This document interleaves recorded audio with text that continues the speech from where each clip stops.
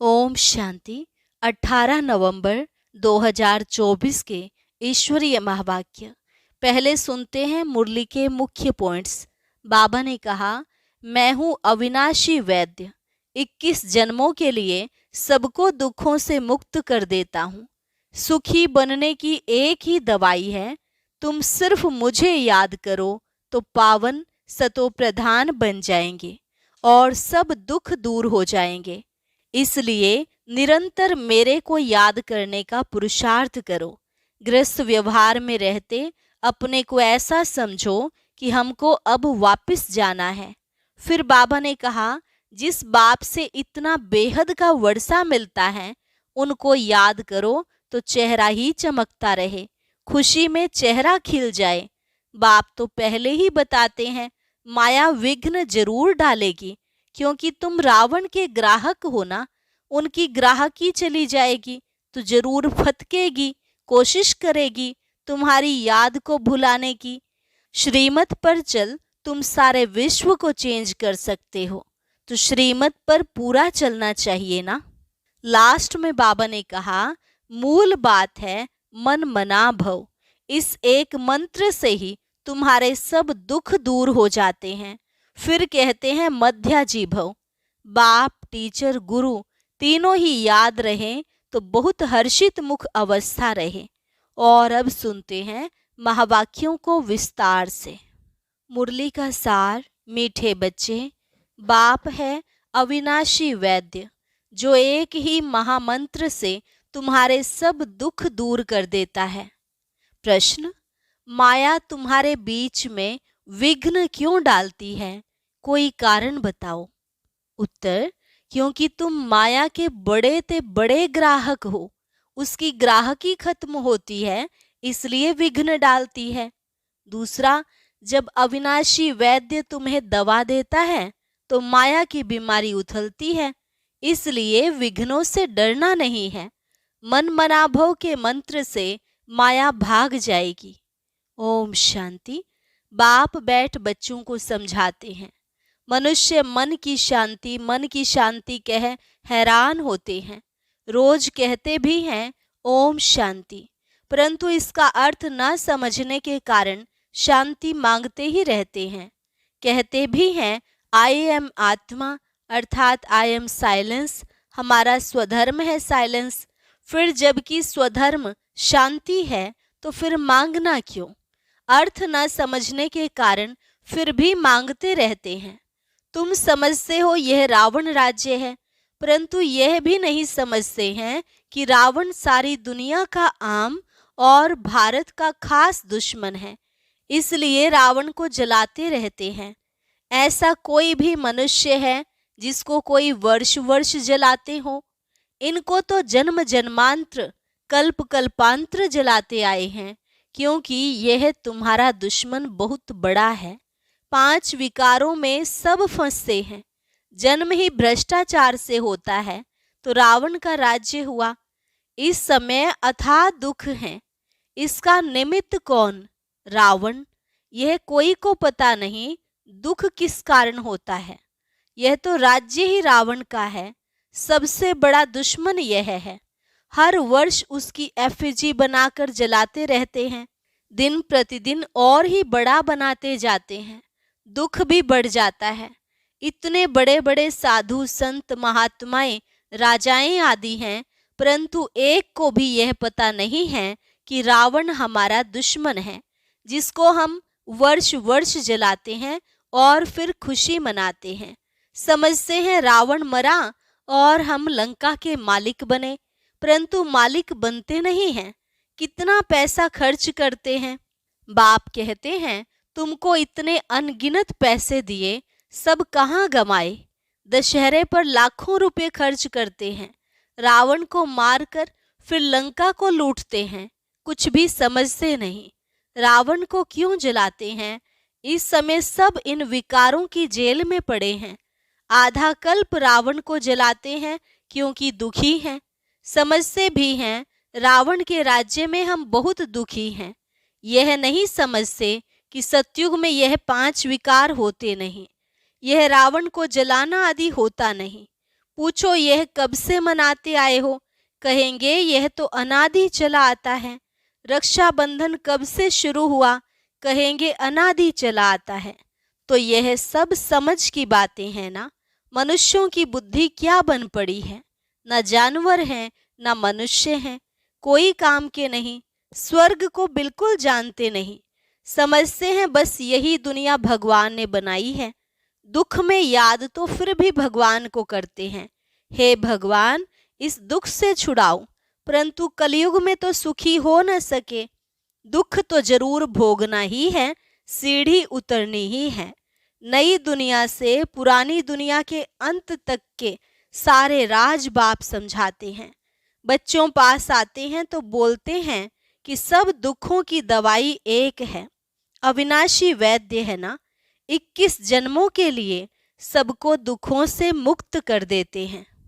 वह वैद्य लोग तो खुद भी बीमार हो जाते हैं। यह तो है अविनाशी वैद्य। यह भी समझते हो दुख भी अथाह है, सुख भी अथाह है।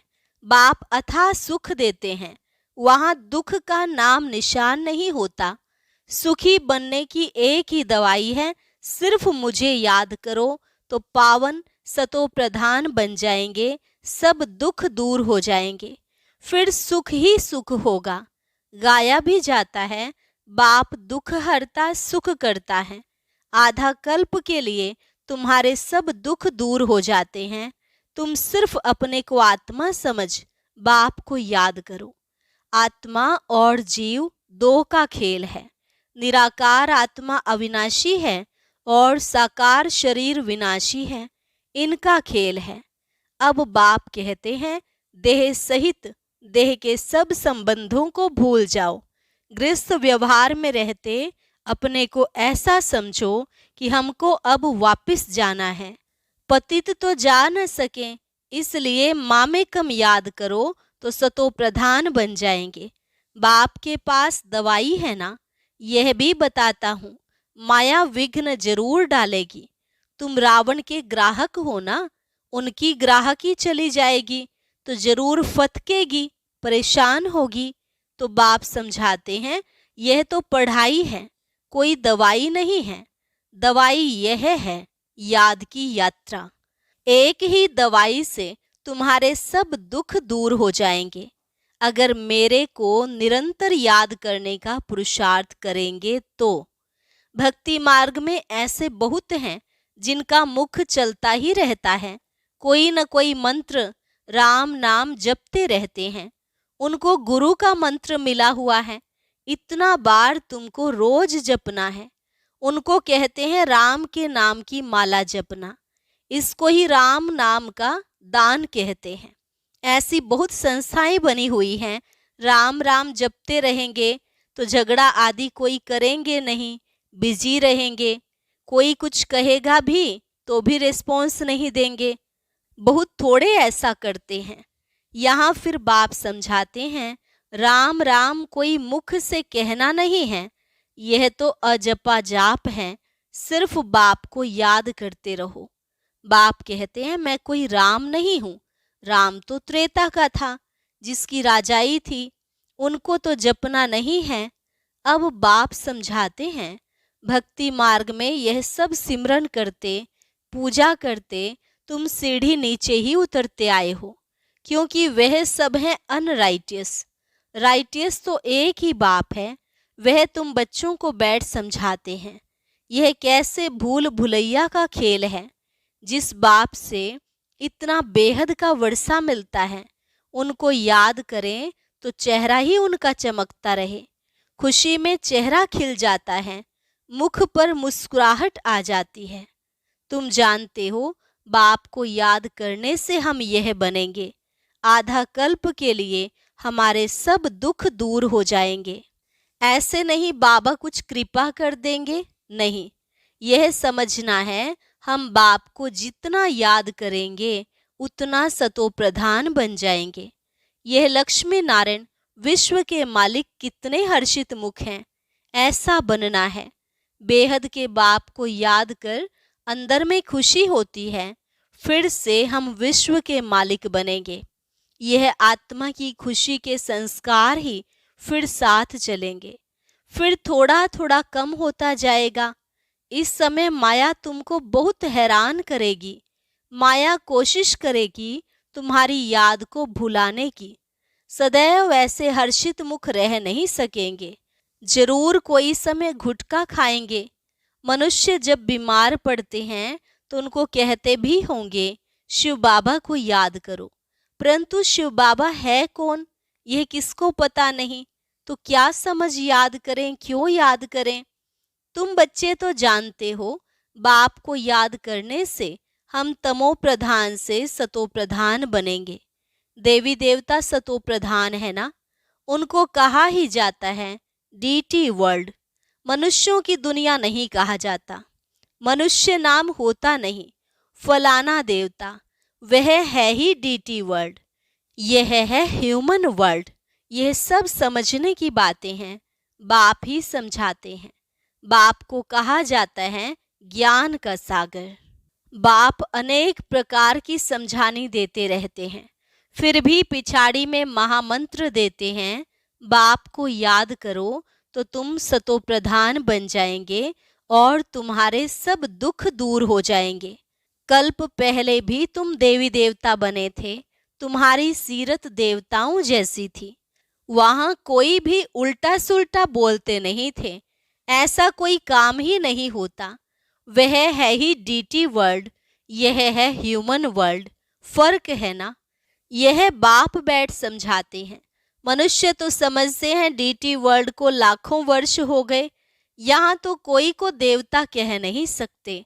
देवताएं तो स्वच्छ थे। महान आत्मा देवी देवता को कहा जाता है, मनुष्य को कभी नहीं कह सकते। यह है रावण की दुनिया। रावण बड़ा भारी दुश्मन है, इन जैसा दुश्मन कोई होता नहीं। हर वर्ष तुम रावण को जलाते हो, यह है कौन किसको पता नहीं है। कोई मनुष्य तो नहीं है। यह हैं 5 विकार, इसलिए इनको रावण राज्य कहा जाता है। 5 विकारों का राज्य है ना, सब में 5 विकार हैं। यह दुर्गति और सदगति का खेल बना हुआ है। अभी तुमको सदगति के टाइम आदि का भी बाप ने समझाया है, दुर्गति का भी समझाया है। तुम ही ऊंच चढ़ते हो, फिर तुम ही नीचे गिरते हो। शिव जयंती भी भारत में ही होती है, रावण जयंती भी भारत में ही होती है। आधा कल्प है दैवी दुनिया, लक्ष्मी नारायण राम सीता का राज्य होता है। अभी तुम बच्चे सबकी बायोग्राफी को जानते हो, महिमा सारी तुम्हारी है। नवरात्रि पर पूजा आदि सब तुम्हारी होती है, तुम ही स्थापना करते हो। श्रीमत पर चल, तुम विश्व को चेंज करते हो, तो श्रीमत पर पूरा चलना चाहिए ना। नंबरवार पुरुषार्थ करते रहते हैं, स्थापना होती रहती है, इसमें लड़ाई आदि की कोई बात नहीं। अभी तुम समझते हो यह पुरुषोत्तम संगम युग है ही बिल्कुल अलग। पुरानी दुनिया का अंत, नई दुनिया की आदि। बाप आते ही हैं पुरानी दुनिया को चेंज करने। तुमको समझाते तो बहुत हैं, परंतु बहुत हैं जो भूल जाते हैं। भाषण के बाद स्मृति आती है, यह पॉइंट समझानी थी। हूबहू कल्प कल्प जैसे स्थापना हुई है वैसे होती रहेगी। जिन्होंने जो पद पाया है वही पाएंगे। सब एक जैसा पद नहीं पा सकते हैं। ऊंचते ऊंच पद पाने वाले भी हैं तो कम से कम पद पाने वाले भी हैं। जो अनन्य बच्चे हैं वह आगे चल बहुत फील करेंगे।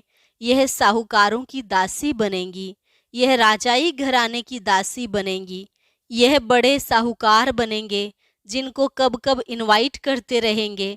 सबको थोड़े ही इनवाइट करेंगे, सब मुंह थोड़े ही देखेंगे। बाप भी ब्रह्मा मुख से समझाते हैं, सम्मुख सब थोड़े ही देख सकेंगे। तुम अभी सम्मुख आए हो, पवित्र बने हो। ऐसे भी होता है जो अपवित्र आकर यहाँ बैठते हैं, कुछ सुनेंगे तो फिर देवता बन जाएंगे, फिर भी कुछ सुनेंगे तो असर पड़ेगा, नहीं सुने तो फिर आवे ही नहीं। तो मूल बात बाप कहते हैं मन मना भव। इस एक ही मंत्र से तुम्हारे सब दुख दूर हो जाते हैं। मन मना भव, यह बाप कहते हैं। फिर टीचर कहेंगे मध्याजी भव, यह बाप भी है, टीचर भी है, गुरु भी है। तीनों ही याद रहें तो भी बहुत हर्षित मुख अवस्था रहे। बाप पढ़ाते हैं, फिर बाप ही साथ ले जाते हैं। ऐसे बाप को कितना याद करना चाहिए। भक्ति मार्ग में तो बाप को कोई जानते ही नहीं, सिर्फ इतना जानते हैं भगवान है, हम सब ब्रदर्स हैं। बाप से क्या मिलना है वह कुछ भी पता नहीं है। तुम अभी समझते हो एक बाप है, हम उनके बच्चे सब ब्रदर्स हैं। यह बेहद की बात है ना। सब बच्चों को टीचर बन पढ़ाते हैं, फिर सबका हिसाब किताब चुकतू कराए वापस ले जाएंगे। इस छीछी दुनिया से वापस जाना है। नई दुनिया में आने के लिए तुमको लायक बनाते हैं। जो जो लायक बनते हैं वह सतयुग में आते हैं।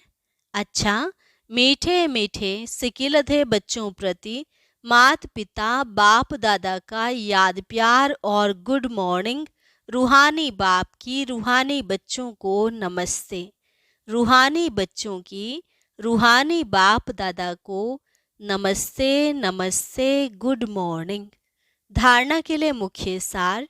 पहली पॉइंट, अपनी अवस्था को सदा एक रस और हर्षित मुख रखने के लिए बाप, टीचर और सतगुरु तीनों को याद करना है। यहाँ से ही खुशी के संस्कार भरने हैं। वर्षे की स्मृति से चेहरा सदा चमकता रहे। श्रीमत पर चलकर सारे विश्व को चेंज करने की सेवा करनी है। 5 विकारों में जो फंसे हैं उन्हें निकालना है। अपने स्वधर्म की पहचान देनी है। वरदान, सर्व के प्रति अपनी दृष्टि और भावना प्यार की रखने वाले सर्व के प्यारे फरिस्ता भव। सर्व के प्रति अपनी दृष्टि और भावना प्यार की रखने वाले सर्व के प्यारे फरिस्ता भव। स्वप्न में भी किसी के पास फरिस्ता आता है तो कितना खुश होते हैं। फरिस्ता अर्थात सर्व के प्यारे, हद के प्यारे नहीं, बेहद के प्यारे। जो प्यार करे उसके प्यारे नहीं, लेकिन सर्व के प्यारे। कोई कैसे भी आत्मा हो, लेकिन आपकी दृष्टि, आपकी भावना प्यार की हो, इसको कहा जाता है सर्व के प्यारे। कोई इंसल्ट करे, घृणा करे तो भी उसके प्रति प्यार व कल्याण की भावना उत्पन्न हो, क्योंकि उस समय वह परवश है। स्लोगन, जो सर्व प्राप्तियों से संपन्न है वही सदा हर्षित, सदा सुखी और खुश नसीब हैं। जो सर्व प्राप्तियों से संपन्न है वही सदा हर्षित, सदा सुखी और खुश नसीब हैं। अच्छा, ओम शांति। अभी आने वाले समय में ज्ञानी धनवान लोग आपके पास आएंगे। उनकी सेवा किस प्रकार से करनी है, आइए सुनते हैं आज के अव्यक्त ज्ञान मोती में।